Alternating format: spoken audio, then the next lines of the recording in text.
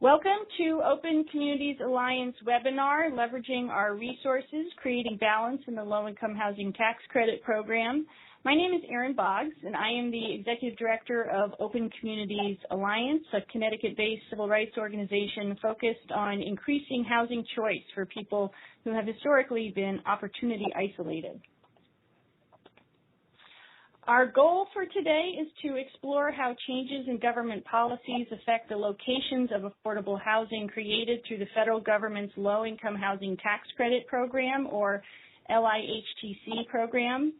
The assumption that we have going into this is that the Low-Income Housing Tax Credit Program can and should be used in a number of different ways, including as part of comprehensive neighborhood plans for revitalization, and creating affordable housing that leverages the resources in higher opportunity areas. We also recognize that context matters a lot. The approach to development in Connecticut, for example, may be somewhat different from what is possible in New Jersey, which is also very different from what is going to happen in New York City or even rural Iowa. On this call today, we have had 80 people about sign up. And there's a range of knowledge. We have a variety of expertise. We have some low-income housing tax credit program experts, but we also have participants who primarily focus on health, education, child welfare, and employment issues, and understand that there's a connection to their field of focus. We're going to do our best to make the information accessible to people who are new to the program while conveying some of the important research findings and experiences that will benefit folks who are really entrenched in these issues. I want to just mention a few housekeeping items. To limit disruptions, all participants are muted. After the presentations, we will have time for questions that are submitted through the ReadyTalk chat box feature, which I believe is in the lower left-hand side of your screen. We've scheduled this call to go through 1:15 just to allow time for questions. And as you probably have realized, the audio is set up to go through the computer, but if you need your computer, but if you need to call in, the number is 877-775-2398.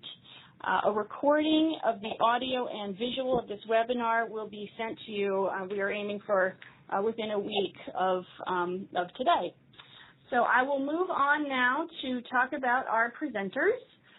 We are lucky today to have with us Keren Horn, who is an assistant professor of economics at University of Massachusetts, Boston, and a research affiliate with the Furman Center at NYU. Her research focuses on the role of housing and school policy plays in shaping neighborhood growth and decline. Keren will walk us through research produced as part of her work with the Furman Center on the role the point award system in the low-income housing tax credit program plays in the location of developments. Adam Gordon will come on next, and he serves as the Associate Director at the Fair Share Housing Center, a New Jersey public interest law firm that enforces the Mount Laurel Doctrine. As many of you know, Mount Laurel requires that all New Jersey communities provide for a realistic opportunity for their fair share of the regional need for low and moderate income housing. Adam is also co-founder of a quarterly magazine, The Next American City, and a research affiliate with the Furman Center.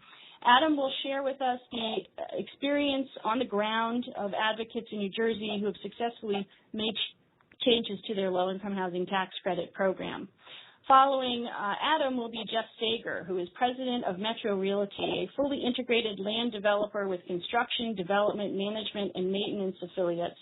Under a previous scoring system for the low-income housing tax credit in Connecticut, Jeff and his team successfully developed several beautiful low-income housing tax credit developments in higher opportunity areas. Jeff will talk a little bit about that experience, and then he will be followed by Joe Del Duca, who is a partner and general counsel with Walters Homes, a division of Walters Group.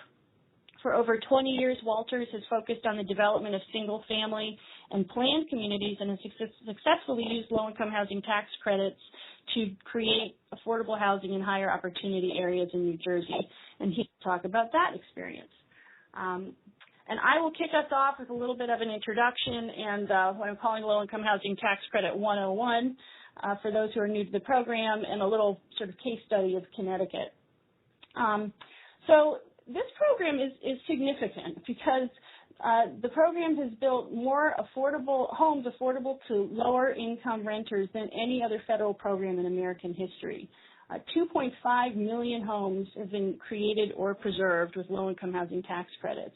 Within the 20 years after the program was established in 1986, the program has accounted for 1/3 of the rental housing in the country. Connecticut, as our case study, currently has approximately 23,000 units.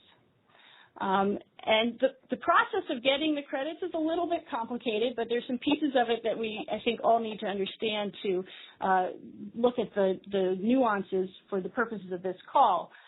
Credits are held by the Department of Treasury and allocated to states. In Connecticut, the agency that gets them is the Connecticut Housing Finance Authority. Credits are the state entity then creates a scoring system, and by statute that is called the Qualified Allocation Plan. And developers compete under this scoring system, and the winning developers get the credits, and then they basically sell them to investors and take the money to build the housing. And the housing is also other subsidies usually come into play. So the important part of this is that the Qualified Allocation Plan is something that we all need to, it's just a term of art we're going to be talking about today.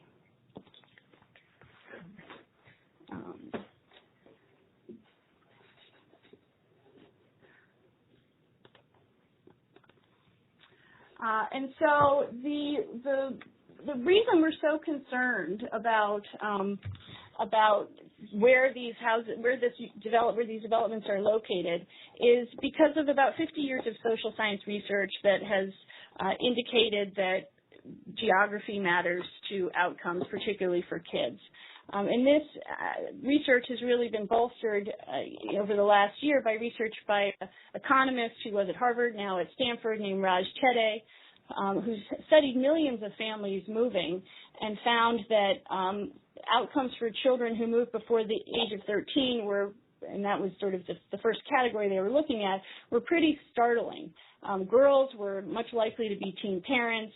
Boys and girls had a greater chance of going to college and higher quality colleges, and incomes went up. And I think one of the concrete pieces of this research is this projection that the average 8-year-old coming from a high poverty area moving to a lower poverty area will on average earn about $302,000 more over their lifetime than a child who stays. He also found that the impact is greater the younger the child is who moves. So I think this has implications both for our efforts to help areas that are struggling and as an indication that the solution of creating housing choice is a very promising one. In Connecticut, we've actually done opportunity mapping, and I'm going to race through this because I really want to get to the presenters, and I'm just trying to demonstrate one little portion about locations of housing in Connecticut and using this as a backdrop. But basically, if you're not familiar with opportunity mapping, it's a process of rating by census tract various outcomes in neighborhoods, like educational outcomes and whether there are jobs nearby, what the crime rate is. And we have done this for Connecticut. We get a map that looks as follows, with darker areas indicating areas of higher opportunity, so more resource-rich areas. And not surprisingly, a lot of our cities come in as lower opportunity areas. And 73% of blacks and Latinos are living in the 2 lowest out of the 5 opportunity levels, as compared to only 26% of whites and Asians.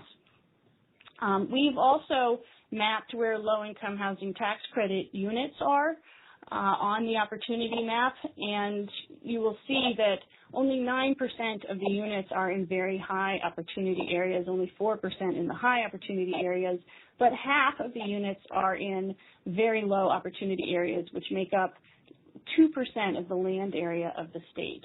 So this is sort of the issue we're trying to address. If we want to do sort of a both-and approach, we want to help areas that are struggling, but also create links to higher opportunity areas, can we make a change in this program that would help that? A couple of policy developments that have happened related to the low-income housing tax credit program. One is the Supreme Court case over the summer, Texas Department of Housing and Community Affairs versus Inclusive Communities Project, which basically confirmed disparate impact claims under the Fair Housing Act. So rather than needing to claim intentional discrimination, you need to show that there's a disparate impact on people of color of a policy. And that case was all about the low-income housing tax credit program, the way it's administered in Texas. In Connecticut, we actually had a legislative proposal last year that would have brought greater balance to this program. It ended up passing the Housing Committee but died at the end of the session. And between last year and this year, despite these other developments, there was no change in Connecticut's qualified allocation plan that would have meant a greater priority for higher opportunity areas. So the question that we've landed on here is, what is driving the location of low-income housing tax credit developments? Are there factors like community opposition to affordable housing, high land costs, and zoning barriers that are really the culprits here? Or is there something we can do within the qualified allocation plan to prioritize and incentivize these developments? So I will leave my piece there and turn the presentation over to Keren Horn, who's at the Furman Center and also at University of Massachusetts, Boston. And Keren, you can take it from there. Okay. Can you hear me? Am I on? You are on. We all hear you. Okay, great. So thank you, Erin, for organizing the discussion. And I apologize. I also am a little bit hoarse, so I'm going to do my best to do it for justice. So I'm happy to stand in for Ingrid today and share some research that she and I have done looking at how qualified allocation plans are shaping siting patterns of LIHTC development. So sorry, I'm now taking reins of the slide of the presentation. So as all of you know, on the call know, there's been considerable debate about the appropriate siting of LIHTC developments, as Erin just went through. And there's substantial variation across states in the degree to which LIHTC developments are reaching low poverty, high opportunity neighborhoods. Just to give you one example, in Arizona between 2011 and 2013, 2.3% of units were allocated in low poverty neighborhoods, whereas in neighboring Nevada in the same time period, 40% of units were located in low poverty neighborhoods. So our interest lies in understanding the extent to which the qualified allocation plans are contributing to this variation. So that said, we can't simply test whether Arizona's qualified allocation plan differs from the one in Nevada. This kind of cross-sectional comparison is problematic because it may reflect underlying differences in these states. So in order to isolate the role of the class as a policy lever, we instead examine whether changes in the qualified allocation plan document over an 8-year period are associated with changes in the LIHTC siting patterns between 2003 and the 2011 time period. So in short, our answer is yes, and that we find some descriptive evidence that through changing their class, states can encourage more development in high opportunity neighborhoods. So we studied the qualified allocation plans from 20 different states, and to get to our sample, we prioritized those with more units funded by the LIHTC. And of course, we could only study states for which we had both the qualified allocation plan documents as well as publicly available data on awards.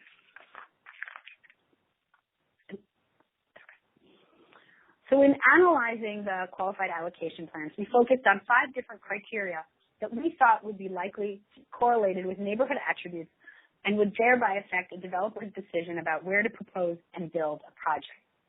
This table includes a summary of our 5 categories and the predicted relationship between changes in these priorities and changes in the neighborhoods where tax credit projects are sited. So we expected that increasing priority for developments in high opportunity areas with good access to amenities and that avoided concentrations of affordable housing would lead to more developments built in lower poverty neighborhoods. On the flip side, we expected that stronger community approval requirements and the prioritization of investment in blighted areas would lead to fewer developments reaching low poverty neighborhoods. In the next few slides, we're going to give some examples of the specific changes that states made to their QAPs during this time period in each of these sub-areas. Okay, so focusing first on high opportunity areas, in general, we found that many states are giving more priority during this time period to high opportunity neighborhoods. We found that 7 of our 20 states added explicit language prioritizing developments in high opportunity areas. As an example, the Texas 2010 QAP provides a 30% increase in qualified basis to developments in high opportunity census tracts. As for access to amenities, for example, in Arizona, they created a new category that gave 10 points for transit-oriented design. In North Carolina, they increased the value placed on good site locations by including points for positive amenities such as parks and lack of disamenities such as environmental concerns. Okay. In some states, developers are actually required to secure community approval and even local financial support. So, for example, in Maryland, the Housing and Community Development made community approval as well as local contribution a threshold requirement as opposed to bonus points, which could, in effect, prevent any affordable housing in jurisdictions that present some opposition to it. In terms of furthering investment in blighted neighborhoods, many states during this period changed the degree to which their QAPs prioritized location in QCTs. For example, Tennessee created a new 20% set-aside criteria for QCTs, so it removed the point category in the selection criteria. And Texas removed all those points for QCTs.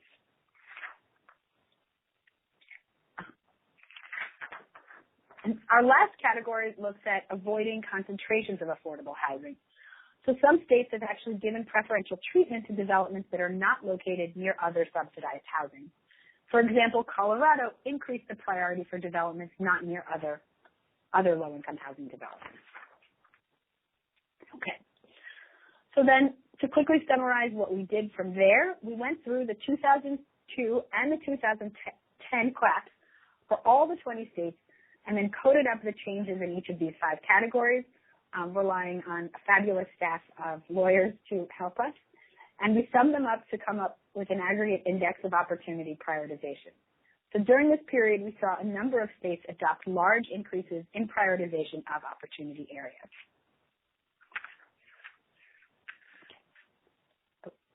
Okay, so this table here organizes all our states according to the direction and magnitude of their QAP changes.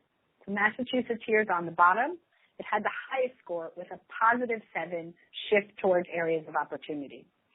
And if we look in the middle, you can see top, we can see Connecticut, which actually reduced the prioritization of low poverty or opportunity areas during this time period.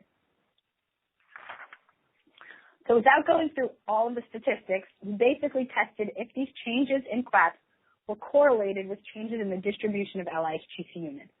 We considered 3 different outcome variables. First, the change in the percentage of units allocated credits in low poverty census tracts. There's lots of variation across states in these changes, though slightly more saw increases in the share allocated credits in low poverty tracts.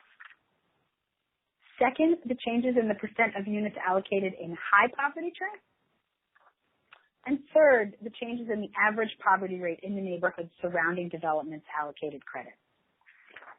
And so, what did we find? In brief, we found that states that changed their QAPs to favor more opportunity areas generally saw increases in the share of tax credits allocated in low poverty areas, decreases in the share of tax credits allocated in high poverty areas, decreases in the average poverty rate of neighborhoods where developments were allocated credit. To be a little bit more concrete, a 1-point increase in the opportunity index is associated with a 1.7% increase in the share of units located in low poverty neighborhoods. So what do we conclude? We think that states that wish to increase the siting of LIHTC developments in higher opportunity areas have some tools within the CLAPs that appear to work. Before I finish, Ingrid also wanted me to give a quick plug to the discussion about LIHTC siting and this study in particular on the Furman Center's Dream Revisited blog. All right. Okay. Thank you very much, Thank you. Karen. That was wonderful. And I should say, I meant to say earlier, Ingrid Gould Ellen was originally going to do this presentation and then couldn't make it for important family reasons, and so we're very, very glad that Karen could step in. We're moving on now to Adam Gordon at the Fair Share Housing Center, and I will let Adam take it from here. Hi, I'm Adam Gordon, Associate Director with Fair Share Housing Center, which is a organization in New Jersey that has for the past 40 years worked to make sure that people of all races, ethnicities, and incomes have the opportunity to live in the community of their choice, largely through our work related to the Mount Laurel cases, which were brought by the people who started our organization, and then we primarily serve as an organization that enforces those cases, but we've worked on a lot of things related to that, including the low-income housing tax credit program in New Jersey. So that's what I'm going to focus on today. So for the first 15 years of the tax credit program in New Jersey, only 20% of family low-income housing tax credit units were outside of the 31 lowest performing school districts in New Jersey. And that's particularly striking because only 20% of senior low-income housing tax credits were in those lowest performing school districts. So we basically had the system in which there were family tax credit units being built in low-performing school districts and senior low-income housing tax credit units being built in high-performing school districts, which is upside down, and showed that it was very possible to site and build these homes in high-performing school districts, but just wasn't being done for families. And 40% of family low-income housing tax credits were in two cities, Newark and Camden, with a combined total of less than 5% of New Jersey's population. And Camden, by itself, had 20% of family tax credit units, and Camden has a total of about 70,000 people, which is less than 1% of New Jersey's population. So we, our organization, Fair Share Housing Center, represented two organizations from the city of Camden, including the NAACP in Camden, in challenging this allocation system. And I think it's important to understand, as we'll get to a little bit more in talking about revitalization later, that the perspective of our clients was that the developments in Camden were not actually revitalizing Camden. They saw them as a negative to the city of Camden because there wasn't really an aggregate increase in housing demand in Camden. And so basically what was happening is that people were just sort of moving from existing housing stock in Camden to this new development, and then that existing housing stock was becoming dilapidated. In addition, a lot of the housing in Camden was being built with very little community input, was being built in areas that weren't part of a comprehensive revitalization or redevelopment plan. In several cases, they were built next to sewer plants and a cement plant in the neighborhood that has among the highest childhood absence rates in the United States. Basically, through a complicated series of litigation and negotiation, our lawsuit, which was one of the first in the country to challenge the allocation of low-income housing tax credits, resulted in our state housing finance agency changing the point system so that basically we had a balance which has roughly been around 60% of tax credits being allocated to higher opportunity, predominantly suburban areas, and about 40% being allocated towards traditional urban centers. And that's true for both family units and for senior units, and as has evolved since that time, also for supportive housing units, which have become an increasingly big and important part of our tax credit system, as has been the case in many states. And the way that it was set up, which actually proved to be a very good system for a lot of reasons, was that you would get the most points through our QAP if you developed in a higher opportunity suburban area, but you also could qualify for certain set-asides only if you were in urban centers. So you basically had two different ways to win, and they were targeted towards different criteria so that developers knew that they basically could both, definitely win if they went for certain suburban sites and fulfilled the points, but also definitely win if they met certain urban set-asides. So what happened? Between 2006 and 2011, we saw the allocations of family tax credits to higher performing school districts jump to ranging between 45% and 75% per year. Again, we're sort of around that 60% average, but there was sort of minutia that had it a little bit higher, a little bit lower in different years. And it really also was combined with our state Mount Laurel framework, where a lot of developers and towns and community groups look to tax credits as a way to fulfill their Mount Laurel obligations in a way that really hadn't been done historically. And I think that's particularly interesting in Connecticut's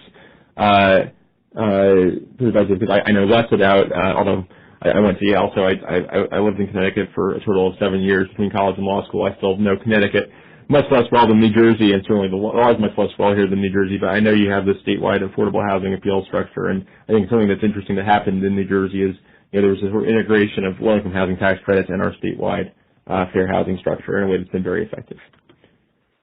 Here's some developments that have been built from that initial phase. I won't go into great detail, but we're talking about developments that serve families, including in many cases very low-income families, going down to 30% of median income among the highest performing school districts in the state and frankly the country, and that are near major job centers that in many cases people have had to commute long distances historically to get to.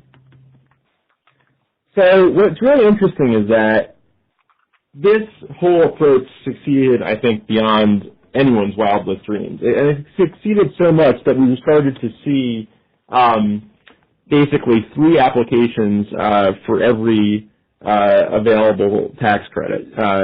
And that includes in these higher opportunity suburban areas. There was so much competition for this system that I think we had a new administration, which frankly has, not been the best administration on most issues related to fair housing, but actually had somebody who came in as the head of our HFA who was genuinely interested in how these tax credits were being allocated and what could be done to improve the system, and I think has made a lot of really positive changes. And so, our new HFA had sort of came in and said who had been a developer who, was familiar with the tax credit process, said, how do we take this system and refine it? He really liked the overall sort of 60-40 split, but he said, basically, we are getting many more applications than we have credits, so we should be, tightening our criteria to make sure that we're getting the best, bang for our buck in both urban areas and suburban areas. And so there was about 2-year-long process that was all kind of informal meetings, negotiation, and so on, and without any litigation. And not to say that litigation isn't sometimes an important tool, but we were able to sort of resolve things through a series of conversations and negotiations to really say, okay, we want to finance both suburban and urban developments. How do we make sure we're really targeting the criteria correctly? And what really came out of that is to focus in urban areas on neighborhoods that are gentrifying, on neighborhoods in which there is a comprehensive revitalization plan that aren't, the places that are among the highest rates of asthma in the U.S. We're not focused on places that are, very polluted. And also really near transit and jobs, looking at more of our urban job centers like Jersey City. Jersey City had gone years without getting a tax credit because it's a very high-cost development environment, but yet it's a place where there's very rapid gentrification. There's a lot of challenges with preservation of existing stock, and it's right across from New York City and has great transit access and lots of jobs, and yet our existing system wasn't producing housing there. So we worked very closely, for example, with the city of Jersey City to work on refining these tax credit allocations. In suburban areas, a lot of the same stuff. We wanted to look at the very best school systems. We wanted to look at transit access. We wanted to look at job access, and really increase the incentives to look for sites that are really, have the access to the best schools and a lot of jobs. And here's some pictures of some of the stuff that's both urban and suburban sites that have resulted. And I won't get into great detail because a lot of these place names probably are places you don't know a lot about. I know that Joe in his presentation is going to talk more about some of the specific developments that Walters has been able to develop under this system. The cumulative impact, so as Karen was talking about before, the study that they did showed that we actually had the biggest change over the past 10 years. We went from 12% of tax credit units being in low poverty neighborhoods to 47%, and and if you look at an even more fine-grained measure, I think you'd see an even more dramatic impact in terms of family units. And over that same period, that study does show that Connecticut went the other way in having fewer units going into lower poverty neighborhoods.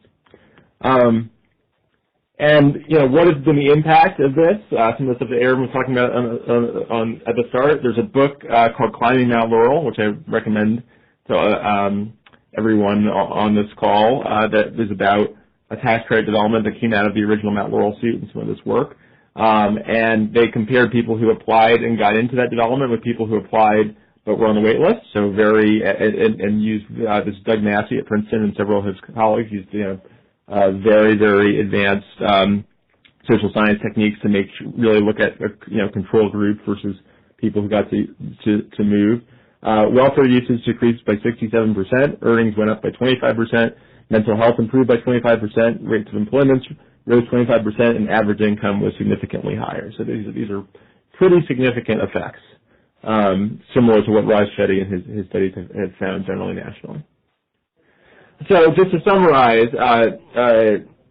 thanks again, Erin, for organizing this. And I think what we've learned is that changing tax credit policy really works. That if you really create strong enough incentives, developers will find a way. It's not easy, as I'm sure Joe will talk about, but if you really create the incentives, there's enough demand and competition among developers for tax credit units that developers will find a way. And we've seen that again in both suburban higher opportunity areas and also increasingly in these urban areas that are gentrifying. I think that's especially true in a state like New Jersey that has a framework that helps make sure that affordable housing is provided and overcomes local exclusionary zoning, and that the impact at the end of the day, which is the most important thing, especially on families, is really significant.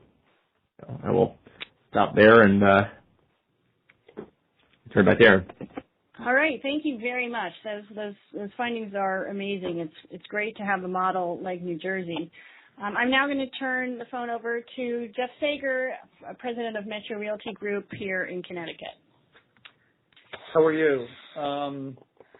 We've developed 4 high opportunity low-income housing tax credit transactions in Connecticut. Most of them were a while ago. 2 were in Farmington, Connecticut, 1 in Avon, Connecticut, and 1 in Berlin, Connecticut. The Farmington, Connecticut developments were built in 1997 and 1999. One of them is a mixed income development, and one of them is 100% low income. The Avon, Connecticut was built in about 2001, and then in Berlin, Connecticut in 2011. These are very affluent towns with excellent school systems. Connecticut, I don't think is unique, but is certainly significant in the sense that it has some of the country's best school districts within very close proximity to some of the nation's most struggling school districts. So in a lot of these instances, people were moving from Hartford to either Farmington or Avon or to Berlin with a very short distance involved, maybe something in the order of 10 minutes. Farmington, just to give you a sense, has, for instance, United Technologies recently relocated their world headquarters there. In terms of, describing the opportunity available to those of you that aren't familiar with central Connecticut. And it's the only town in Connecticut that has more people working there than living there. Has about 32,000 people working there and about 25,000 people living there. So there's a lot of employment there. Avon, Connecticut, very affluent town. I think of the 60 towns that comprise the Hartford PMSA, it is the most affluent. And then Berlin, Connecticut is significant because it is kind of not midway, but in between Hartford and New Haven, and part of a new rail transit system that Connecticut is putting in that will connect New Haven to Springfield. So in any event, what we are here to say is that while it is difficult to get these communities zoned, it's not impossible. There are still communities out there that welcome this kind of development, especially if it's a mixed income development. I wanted to mention also that in these developments now, this isn't just people who are right at the cusp of the income limit.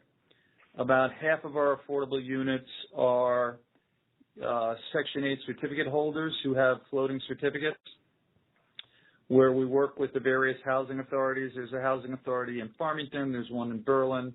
There isn't one in Avon, but there's a central administration for that. So about half these units are occupied by very low-income people. One of the things that makes it possible to build these developments in the central part of the state, and this is not the case throughout the state, is that our land costs in the central part of the state are more affordable than one might think when they conjure up images of Connecticut. So Fairfield County is prohibitive, but the central part of the state is, you can get land at an affordable cost. Some of these things, as I mentioned, have been up and operating for 15 to 18 years, whatever it is. And I work right near these developments, and I'm involved in them all the time. And there have been no problems at any of them of any kind. So they've really fit in well to the community. And one interesting thing, too, just to mention about the zoning is that although we find there can sometimes be some so oftentimes there's very significant reluctance to zone these developments. But once they're approved, it like goes away the night they're approved or the night the transaction goes forward. And then as time goes on, we have not found any issues of any kind. And again, this is putting affordable low-income housing within, very affluent communities. The other thing is that we always get into a large discussion when we have these zoned about the impact on the school system. And we have found that to be very predictable. We use the Rutgers multipliers. But for instance, in the town of Farmington, we did a survey, and using the Rutgers multipliers, we predicted what the school system impact would be of apartments throughout the entire town, and it was within one school child of accuracy. So zoning commissions got really comfortable with our ability to predict the number of school children because, interestingly, that is oftentimes one of the biggest impediments to getting these zoned is that they feel that, from a tax perspective, they're losers in the sense that maybe they collect $1,100 a year in real estate taxes, but it costs them $8,000 to $10,000 a year to educate a school child. So that was really it for me. Thank you, Erin, for putting this together. All right. Thank you very much. And now we are going to move on to Joe Del Duca from Walters Homes. And Joe, I will let you take it from here. Thanks, Erin. As I've been introduced earlier from Adam and others, I'm a developer. I'm a lawyer and a developer in the state of New Jersey, and we've developed a good bit of tax credit communities. And I think the reason I'm on the call is because we have targeted all of our work in suburban or high opportunity areas and have not done any work in the urban or lower opportunity areas. And there's no question that the QAP in New Jersey is designed to help you with that. And we've taken advantage of that. It doesn't make it an easy process. It's still a very difficult process. and one that you have to have thick skin to work through. But we've been able to successfully do it. We are well on our way to building a whole bunch of them. The slides that I've presented here really are just examples of the communities that we've done, and the purpose of providing them is to show you that where we're building them really are in a residential scale. They're in suburban areas, and so typically what we do is build 8 units in a building, 2 stories. So it's on the units per acre is fairly small.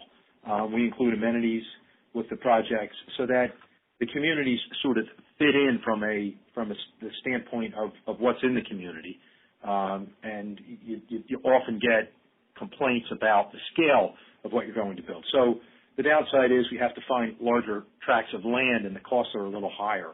But we've found that they've been very successful with the way we've operated them, and they're always full. So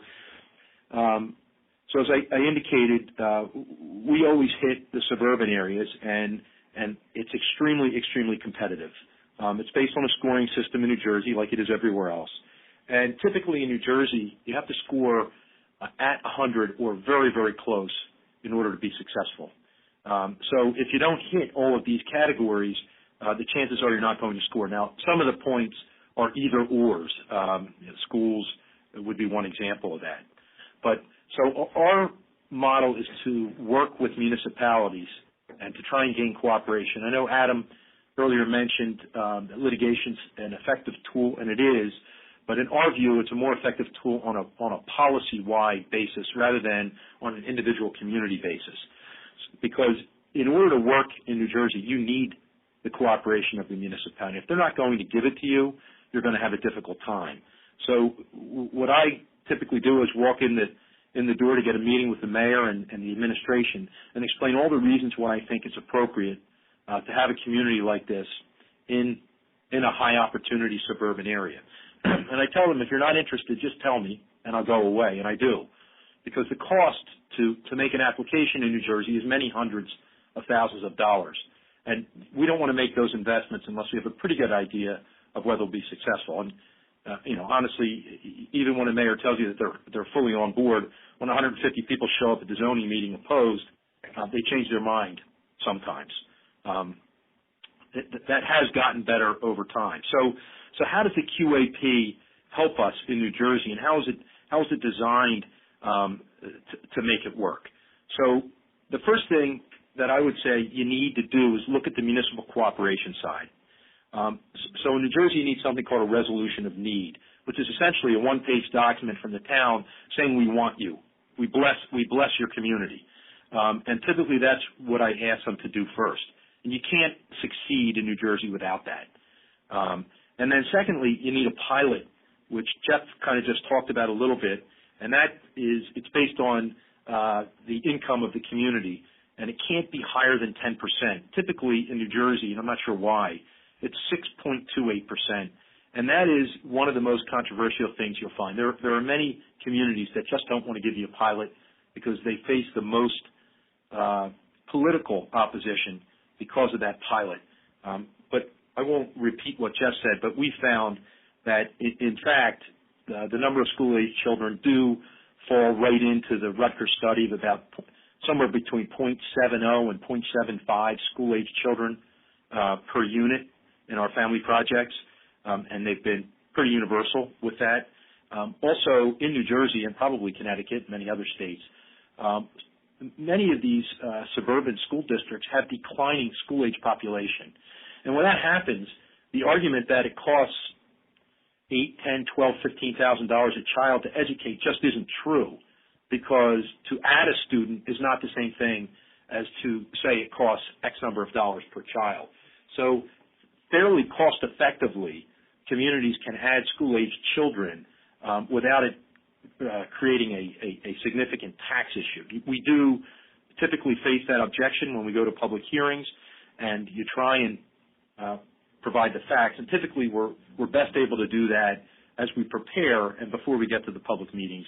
And the administrations in these suburban towns sort of get it. The other thing that's, I don't know if it's unique about New Jersey, but interesting is that in order to score in New Jersey, generally there's a requirement that the town contribute 5% of project costs. This makes it more difficult to get deals in New Jersey. Once you have it, it's great because they do contribute. Typically what will happen is if the town can put the land in, if they have the piece of land, that will get you where you need to be to qualify. They'll do an appraisal, and the appraisal usually works and gets you well within the 5%. But and in New Jersey, because of the Mount Laurel doctrine, there are many communities with funds that they've got in escrow and that they're able to utilize. And that's typically what happens. Or a town has taken back a property in foreclosure or purchased property and they have a piece of land they can use. So when you put all that together, you need the town to go forward. So it kind of forces you as a developer to do that up front. And then once you find a place and you find a willing municipal partner, the QAP really, the crux of my speech here is that there are two reasons why in New Jersey we can and do develop in higher opportunity areas. The first is that right in the rules, a minimum of 60% of the money or the tax credits are awarded for communities that are not in urban target areas. And a maximum of 40% is permitted in urban target areas. So the bulk of the money comes to suburban areas.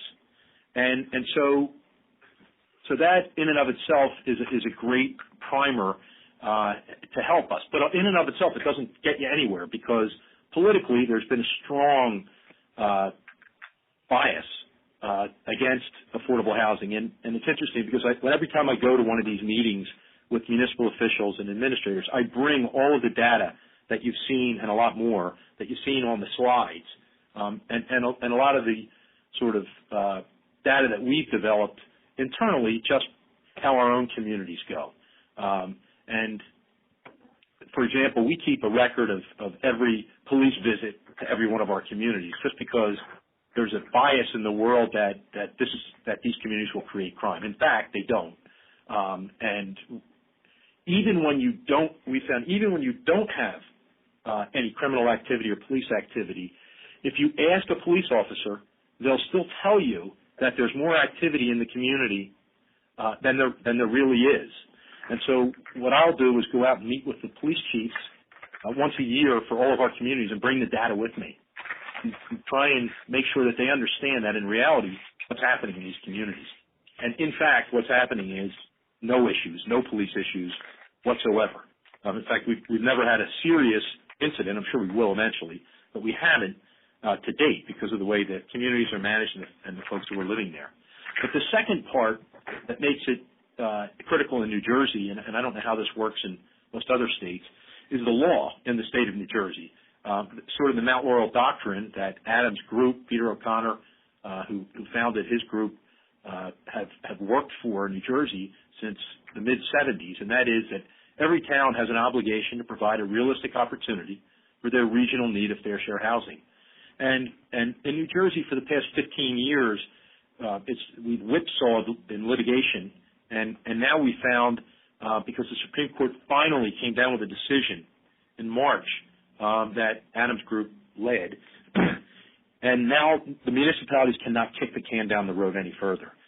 It's very clear to municipalities that it's now time to start developing this kind of housing, and if they don't, the legal repercussions with builders' remedy suits and so forth will happen.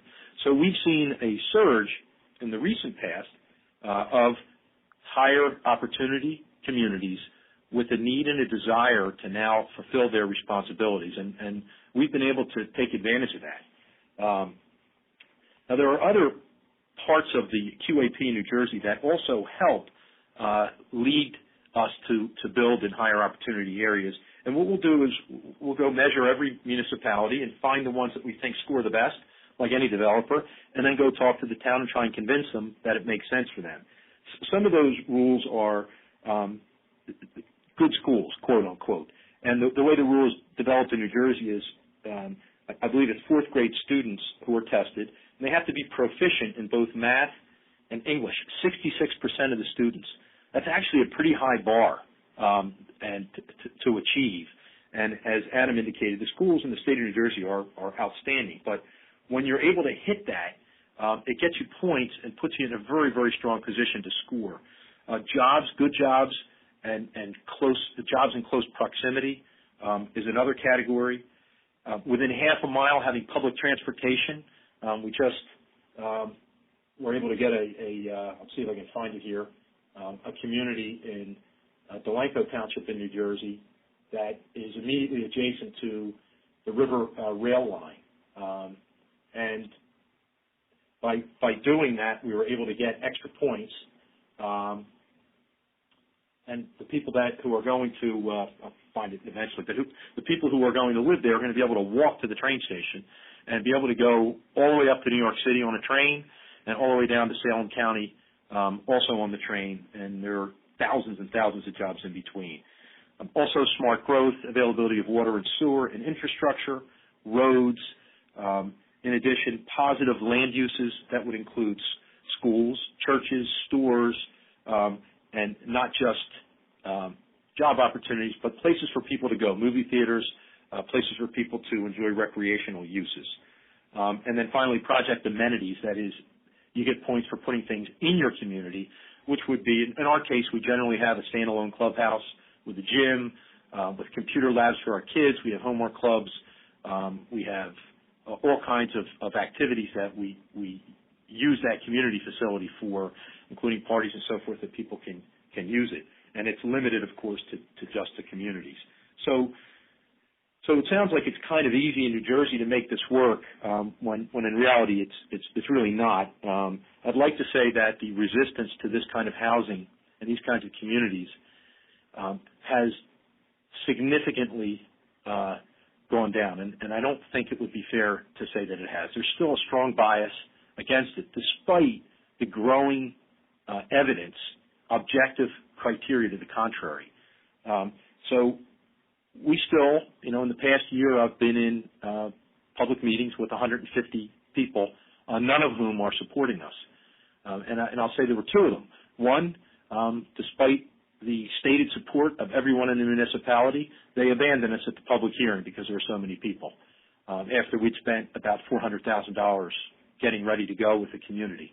In the other, same thing, 150 people showed up, but in that case the municipality stood firm, and they did because they were aware and stated that they had to establish and satisfy their Mount Laurel obligation, and they were going to do it. It was in the best interest of the community, and they used all of the data and information that we provided them to explain why it made sense, both in terms of location and in terms of adding to the community. So it goes both ways, and I will say in closing that my experience really in the past 18 months is that when you go into communities, you do now meet with people who start to understand that this is not automatically a bad idea.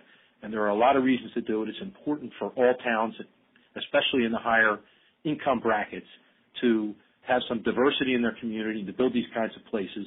And they know that the negatives that are often trumpeted about these communities just aren't true. And so I feel good about the state of New Jersey and our ability to move forward based on the QAP and sort of the continuing efforts of folks like Adam and his group to educate people in New Jersey to understand that these are communities that are important to the growth of a larger community and in particularly high opportunity areas.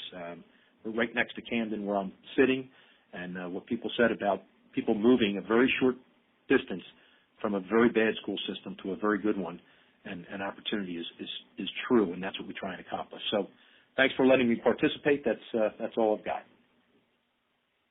All right, thank you very much, Joe. And we will now open up for questions.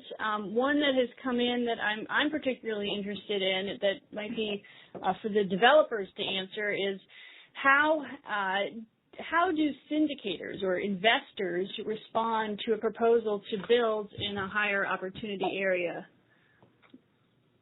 Well, it looks like Jeff might have a response. Okay. Yeah, I'd like to hear Joe too, Yeah. but very, very favorably. Very favorably. Yeah.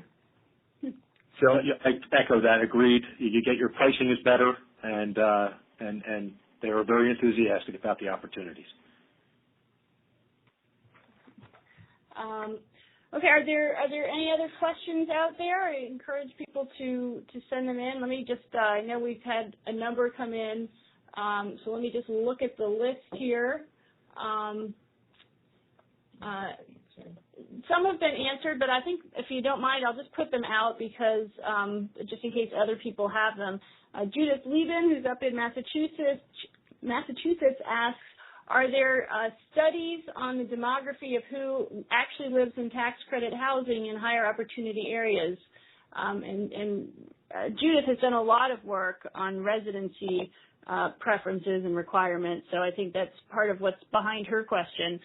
Jeff did mention his developments. I'll let him take it from here. I can't recite them. I don't have them here, but we track them all and we submit them to the Connecticut Housing Finance Authority, and I would assume they follow them very closely. Mm-hmm. But it's Go ahead. Oh, we're also working on when we have 12 states of tenant data, and we have a piece out in Housing Policy Debate that also has 10 states looking at who's living in LIHTC developments. I'm happy to share that with you. And Karen, what's the overall, the general finding? Do you have that much information now? You mean what's the income groups? Well, I think income and race are both interesting. Well, I think that I don't know where to start, but of who lives in LIHTC developments, I think that the evidence perhaps is that households are lower income than we think, that about 44% of people are below 30% of AMI. But still the majority are, the rest are below 50 and 60% of AMI. And we found some evidence that in low poverty, high opportunity tax credit developments, there are much smaller shares of poor households and smaller shares of minority households. So I think that's the troubling finding. This is Adam. I mean, I'd say, I think that what Judith raises is an interesting, it's a really important point on this, and that, I think that, I think that these things may be correlated. To the degree, New Jersey does not allow residency preferences in any housing that receives Mount Laurel credit, and we've actually seen, there was a study very early on, after Mount Laurel was sort of first implemented in the 80s and early 90s, that found that the people getting the units were largely white and largely had already lived in the area, and that residency preferences were outlawed by our state Supreme Court in 1993. And a more recent study that came out showed that that in fact the people who are living in Mount Laurel units, including tax credit units, are much more diverse than was the case then. So I think it's really those kinds of local policies and preferences can have a huge impact and are really important to look at. Another question that has come in is from Charlie Duncan, and Charlie, I'm going to sort of take it and infuse it with a little bit of another question as well. I know Joe was mentioning the project they've done, which is near transit. I'm really curious about how hard it is for developers to comply with or to get some of those points that prioritize transit-oriented development in higher opportunity areas. But Charlie's question is about whether what ends up happening in some cases is developments in higher opportunity areas end up being sort of in some sort of far off reach of a higher opportunity area, not near anything that is really an amenity. I don't know if anyone wants to take a shot at that, at those sort of two questions. Well, this is Joe. In New Jersey, because of the other point systems that you have to achieve, you need to have positive land. If you don't have the positive land uses near you, then you're not going to score. And if you don't have transportation, you're going to be down a couple points, and you don't want to be down a couple points, especially now. You need to be able to move forward. One of the challenges on the balancing acts is that just because you drop 2 points, it could be overall the other aspects or other attributes of the site could be so much better than anybody else that you really should score, and you can't. You still lose those 2 points. But, yes, there's always been in the sort of planning stages the intent. If you look at people's fair share plans in New Jersey from 5 years ago, you'll find that nearly all the housing is on the fringes of the community, so that it's not right downtown. It's not right in the center. I think that's improved over the past few years, and I think the QAP has helped, because when you actually go to develop and they actually truly want it, you go in and say, we can't win in this. We can't win with this site. You need to have, here's where we can win. So you either need to relocate or you can't win, and you're going to have to satisfy your obligations some other way. I think one thing, everything that Joe said is, Adam, it's definitely how it actually happens here. One thing that I think is really important when I feel like talking to people in other states, we have the largest statewide transit system in the United States. So I think that the fact that we're sort of able to merge TOD and high opportunity criteria, and even given that it's often a difficult thing, as Joe's reflecting. The fact that it works at all, may be something that works well in New Jersey, but may not work everywhere, because we just have much more extensive transit systems in high opportunity communities than basically anywhere. So I think it works really well here. I would caution other people about thinking that should be an absolute prerequisite. I think the reality is in most of the country, the vast majority of lower income people have access to cars, and in many cases are driving from, already driving long distances to go to jobs, and may have reduced commutes. So I think it is an important policy, but definitely should be an important part of the QAP. And in places like New Jersey that have very extensive transportation, it can be a very major part. But I don't think that. I think it would be inappropriate to rule out developments, especially in places that are less like New Jersey, just because they don't have transit access, and say that, nobody should get tax credits unless they have transit access.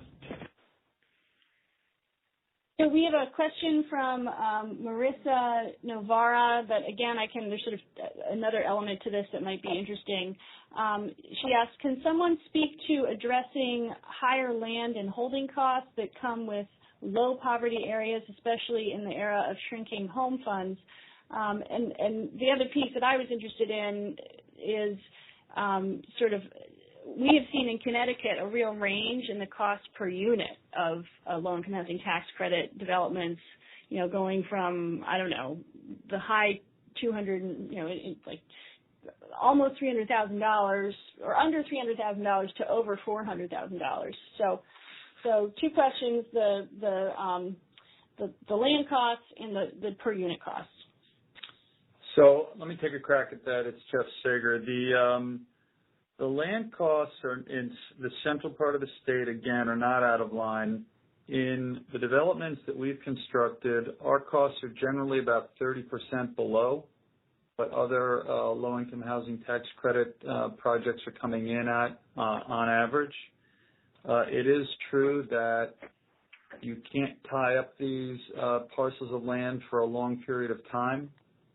Desirable pieces of land that are for sale by private sector owners are not interested if you aren't successful in the first round of, let's say, waiting it out a second and third round. That is a problem, holding on to a purchase and sale agreement for an extended period of time, yes.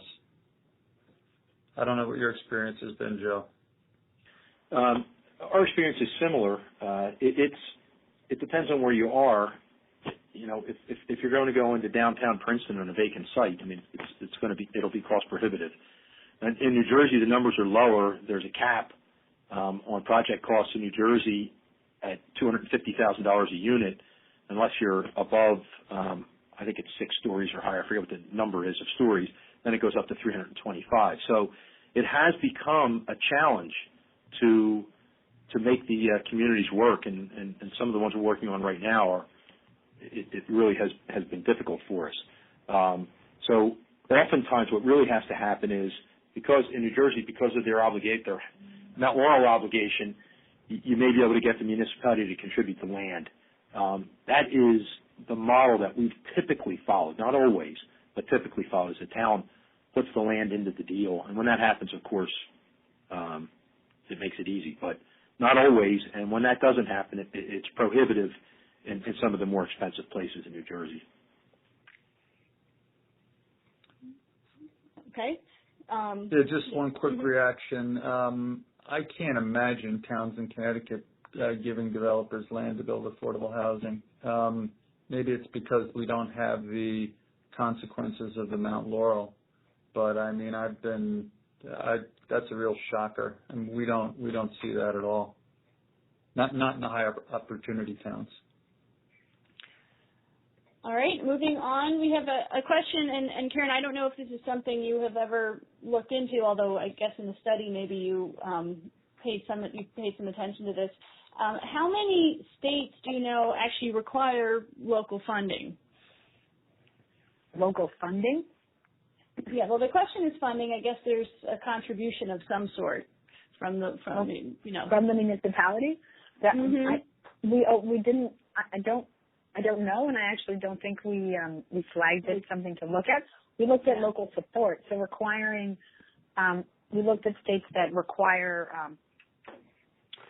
the municipality to be on board, but we did not take out any. We did not identify any states that actually required funding. We didn't isolate that as a variable, so I don't know. Okay. I can pass the baton to Adam. Maybe he knows. I don't know offhand how many, but I think that it's, our system isn't perfect, and I think our QAP would be better if it didn't have, it's not really a requirement, but it essentially becomes a requirement, as Joe said, because you don't get these points without it. It's something that we have generally been opposed to, and we actually were able to get removed somewhat in a round of tax credit funding that was linked to Sandy federal funding, because basically we were able to push in that process with HUD, said that really was inappropriate. I mean, it hasn't, because of the various unique circumstances of New Jersey, of towns having these local funds, it hasn't been a total block to things moving forward, but it has made it harder in some towns. So I think it really is not ideal. I don't know how many other states have a requirement like that. On the flip side, I don't know how many other states. I mean, we basically have local municipal housing trust funds, which I'm not sure how common that is in other states either. So thank you, Adam. I know this is another question. I know in Connecticut, on our QAP we get points for mixed income. I was curious, Joe and Adam, and I guess particularly with Joe, with your own developments, what you generally do with income mix. Do you have it as mixed income, or is it 100% affordable? And why do you end up doing it different ways? Well, I'll take a crack at that. And Adam might know a little bit more about the technical details, but I'll tell you from a developer's perspective, we've looked at it. As a practical matter, it's very difficult to do, to mix the housing. There is a category in the QAP where they set aside $2 million a year for it. We have not been able to find a community where it would work. There's some resistance from the tax credit investors on it, and it makes it a much more complicated process. But I think that's something going forward that needs to be addressed, because it makes a community much better if you can build it that way. But so what we've done has been 100% affordable. Every community that we've built has been 100% affordable. Although some of them are 100% affordable, and they're right next to market rate. Market rate part of the same development essentially across the street, and we see that decently often. There is this, as Joe said, there's this $2 million mixed income set aside. There's some stuff that's gone through it, but it's just real. I think this is more a problem with sort of the way that it's structured at the federal level than anything that can be done at the state level. It's not impossible, but it's really, really, really hard, and it shouldn't be the case. But there's not much that that we can at the state level can do to make it better. Right? It's sort of the best thing we could do. I mean, there are a lot of examples of, being across the street or sort of part of a broader development that also has market units, and that includes a lot of those developments are like that. But to actually have it integrated in the same building is just really challenging. All right. Well, I think we will call it then. I think we've basically come to the end of our time. Thank you so much to all of the presenters and everyone for calling in. I know I learned a lot, and I find all the information really, really hopeful for the future of this program. So thank you very much. Thank you. Great. Thank you.